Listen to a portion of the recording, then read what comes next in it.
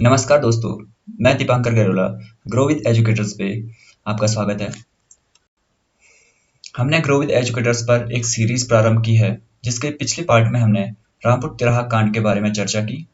आज हम उत्तराखंड के उस महान व्यक्ति के बारे में बात करेंगे, जिसने अपना संपूर्ण जीवन और अपनी मृत्यु भी उत्तराखंड के नाम कर दी।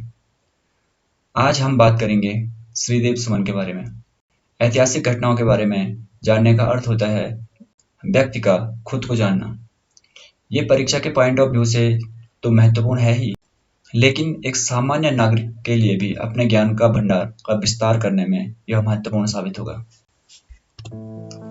श्रीदेव सुमन एक नायक। आज हम श्रीदेव सुमन के बारे में हम चर्चा करेंगे, उनका जन्म, उनके कार्य और उनका बलिदान। श्रीदेव सुमन जी का जन्म टिहरी गढ़वाल जिले के बमुड़पट्टी के जौल नामक गांव में 25 मई 1915 को हुआ था। उनके पिता का नाम श्री हरिराम बडोनी और माता का नाम श्रीमती तारा देवी था। श्रीदेव सुमन के बचपन का नाम श्री दत्त बडोनी था। उनके पिता श्री हरिराम बडोनी जी अपने इलाके में लोकप्रिय वैद्य थे। 1919 में जब क्षेत्र में हैजे का प्रकोप हुआ तो उन्होंने अपनी परवाह किए बिना रोगियों की अथाह सेवा की। इसके फलस्वरूप वे 36 वर्ष की अल्पायु में ही स्वयं भी हैजे के शिकार हो गए, लेकिन दृढ़ निश्चयी साध्वी माता ने धैर्य के साथ बच्चों का उचित पालन पोषण किया और शिक्षा दीक्षा का उचित प्रबंध भी किया। तथ्य यह है कि उन्होंने अपने पिता से लोक सेवा और माता से दृढ़ निश्चय के संस्कार पैतृक रूप में ही प्राप्त किए। इनकी प्रारंभिक शिक्षा अपने गांव और चंबाखाल में हुई, जो 1931 में टिहरी से हिंदी मिडिल की परीक्षा उत्तीर्ण की। अपने विद्यार्थी जीवन में 1930 में जब यह किसी काम से देहरादून गए तो सत्याग्रही जत्थों को देखकर वे उनमें शामिल हो गए। उनको 14-15 दिन की जेल हुई और कुछ बैंतों की सजा देकर छोड़ दिया गया। सन 1931 में ये देहरादून चले गए और वहाँ नेस्ट हिंदू स्कूल में अध्यापकी करने लगे। साथ ही साथ अध्ययन भी किया करते थे। यहाँ से कुछ दिनों के लिए लाहौर गए, बाद में दिल्ली आ गए। पंजाब विश्वविद्यालय से उन्होंने रत्न भूषण और प्रभाकर परीक्षाएं उत्तीर्ण की। फिर हिंदी साहित्य सम्मेलन की विशारद और साहित्य रत्न की परीक्षा को भी उत्तीर्ण की। साहित्यिक सेवा। दिल्ली में उन्होंने कुछ मित्रों के सहयोग से देवनागरी महाविद्यालय की स्थापना की और 1937 में सुमन सौरभ नाम से अपनी कविताएं भी प्रकाशित की। इस बीच पत्रकारिता के प्रति आकर्षित हुए और भाई परशुराम के अखबार हिंदू में कार्य किया। फिर धर्म राज्य पत्र में भी कार्य किया। इसी दौरान वे वर्धा गए और राष्ट्रभाषा प्रचार कार्यालय में काम करने लगे। इसी दौरान वे काका कालेलकर, अराडकर और लक्ष्मीधर वाजपेयी आदि के संपर्क में आए। यहाँ से वे इलाहाबाद चले गए और वहाँ राष्ट्रमत नामक समाचार पत्र में सहकारी संपादक के रूप में कार्य करने लगे। साहित्य के क्षेत्र में यह तेजी से आगे बढ़ गए, लेकिन जनता की क्रियात्मक सेवा करने के उद्देश्य से 1936 में उन्होंने दिल्ली में प्रदेश संघ की स्थापना की, जो बाद में हिमालय सेवा संघ के नाम से विख्यात हुआ। 1938 में वे गढ़वाल भ्रमण पर गए और जिला राजनीतिक सम्मेलन श्रीनगर में सम्मिलित हुए और इस अवसर पर उन्होंने जवाहरलाल नेहरू जी को गढ़वाल राज्य की दुर्दशा के बारे में परिचित करवाया। वहीं से उन्होंने जिला गढ़वाल और राज्य गढ़वाल की एकता का नारा बुलंद किया। श्रीदेव सुमन जी का योगदान स्वतंत्रता आंदोलन में भी रहा। अगस्त 1942 में जब भारत छोड़ो आंदोलन प्रारंभ हुआ तो टिहरी आते समय उन्हें 29 अगस्त 1942 को देवप्रयाग में ही गिरफ्तार कर लिया गया और 10 दिन मुनिकीरेती जेल में रहने के बाद 6 सितंबर को देहरादून भेज दिया गया। 2.5 महीने देहरादून जेल में बंद रहने के बाद उन्हें आगरा जेल शिफ्ट कर दिया गया, जहां से वे 15 महीने नजरबंद रखे गए और इस बीच टिहरी रियासत की जनता लगातार लामबंद होती रही।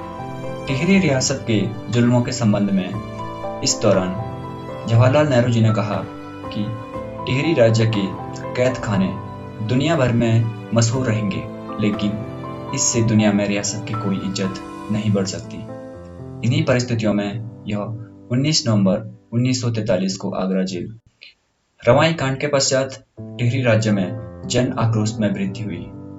इसी का परिणाम था कि 1935 ईस्वी में सकलाना पट्टी के उनियाल गांव में सत्य प्रसाद रतूड़ी द्वारा बाल सभा की स्थापना की गई। इस सभा का पत्र छात्राओं में राष्ट्रीयता का प्रचार करना था। इसी के साथ ही 1936 ईस्वी में दिल्ली में सेवा संघ की स्थापना हुई। इसके सदस्यों ने टिहरी रियासत की जनता के मध्य कार्य करने का निर्णय लिया। 1938 ईस्वी को दिल्ली में अखिल पर्वतीय सम्मेलन हुआ, जिसमें स्वयं बद्रीदत्त पांडे एवं श्रीदेव सुमन ने भाग लिया। इसी क्रम में श्रीनगर गढ़वाल में एक राजनीतिक सम्मेलन आयोजित हुआ, जिसकी अध्यक्षता जवाहरलाल नेहरू ने की। इस सम्मेलन में सुमन जी ने टिहरी राज्य की प्रजा के कष्टों से संबंधित एक प्रस्ताव भी पारित करवाया। जून 1938 में मानवेंद्र नाथ की अध्यक्षता के सम्मेलन में टिहरी राज्य की जनता की समस्याओं पर मंथन हुआ और अभिव्यक्ति की स्वतंत्रता की मांग की गई। 1938 के उपरांत राज्य से बाहर रह रहे रियासत के युवकों ने प्रजामंडल की शाखाओं को स्थापित करना प्रारंभ कर दिया, क्योंकि 1938 के गुजरात कांग्रेस अधिवेशन में देशी राज्य की प्रजा के अधिकारों की रक्षा प्रजामंडल द्वारा संचालित करने का निर्णय लिया गया। माना जाता है कि टिहरी राज्य प्रजामंडल की स्थापना देहरादून में श्यामचंद्र नेगी के आवास पर हुई थी। उसके प्रारंभिक सदस्य टिहरी महाराजा के अधीन ही उत्तरदायी शासन की स्थापना करना चाहते थे। श्रीदेव सुमन, गोविंद राम भट्ट, तोताराम गैरोला, महिमानंद डोहल आदि इसके प्रारंभिक सदस्य में से थे। स्वयं श्रीदेव सुमन जी महाराज का सम्मान करते थे। उनका स्वयं का कथन था, टिहरी राज्य में मेरा तथा प्रजामंडल का ध्येय वैद्य व शांतिपूर्ण ढंग से श्री महाराज की छत्र छाया में उत्तरदायी शासन प्राप्त करना है। महाराज भी सुमन की योग्यता से परिचित थे, किंतु उनके स्वार्थी अधिकारी ऐसा नहीं चाहते थे। अतः रवाई कांड की भांति उन्हें फिर से भ्रमित कर दिया गया। तो रवाई कांड क्या था, इस पे हम एक अलग से वीडियो लेके आएंगे और इसको हम डिटेल्स में पढ़ेंगे। टिहरी राज दरबार उत्तरदायी शासन की मांग से चिंतित था, क्योंकि ऐसा होने पर उनके एकाधिकार खत्म हो जाते।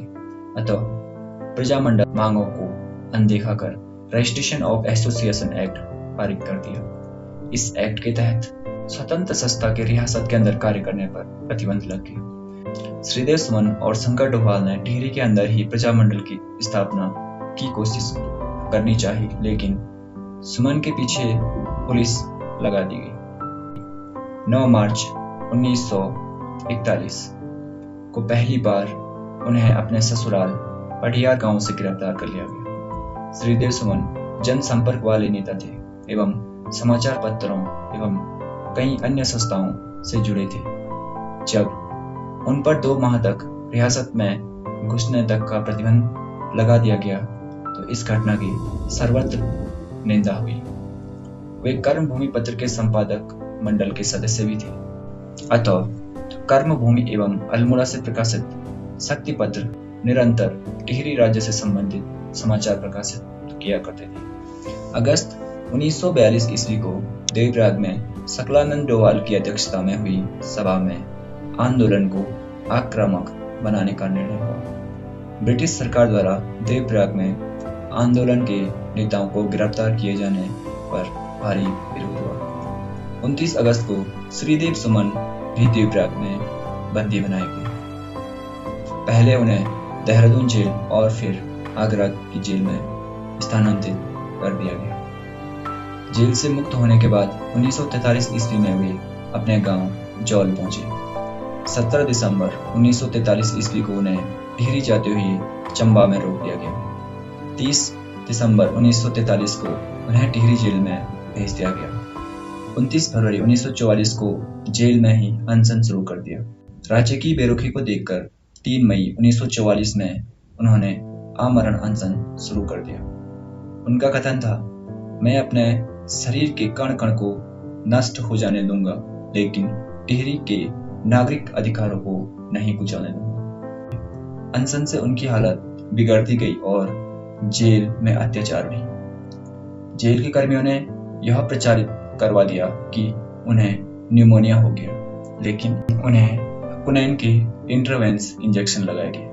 तो जो कुनैन होता है एक प्रकार का ड्रग्स है जो उनको दिया गया था, जिससे उनके शरीर में खुश्के या चकत्ते फैल गए। वो जेल में पानी पानी चिल्लाते रहते थे, लेकिन उनको पानी नहीं दिया जाता था। 20 जुलाई को रात से ही उन्हें बेहोशी आने लगी थी।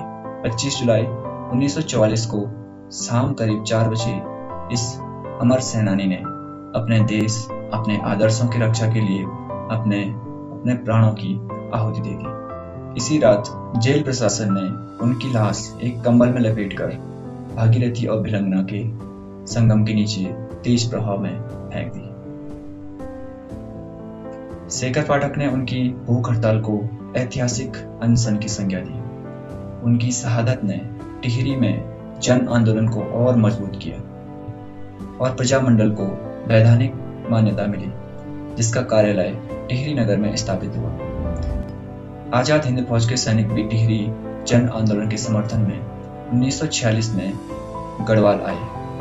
इन्हीं के प्रयासों से 1946 में 26 जुलाई को प्रथम बार सुमन दिवस मनाया गया। टिहरी रियासत के जुल्मों के संबंध में जवाहरलाल नेहरू ने कहा कि टिहरी राज्य के कैद खाने दुनिया भर में मशहूर रहेंगे, लेकिन कैद खानों से दुनिया में टिहरी रियासत की कोई इज्जत नहीं बढ़ सकती।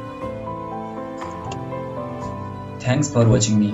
अगर आपको हमारी ये वीडियो पसंद आती है, वीडियो को लाइक करें, शेयर जरूर करें और हमारे चैनल को सब्सक्राइब करना न भूलें। धन्यवाद।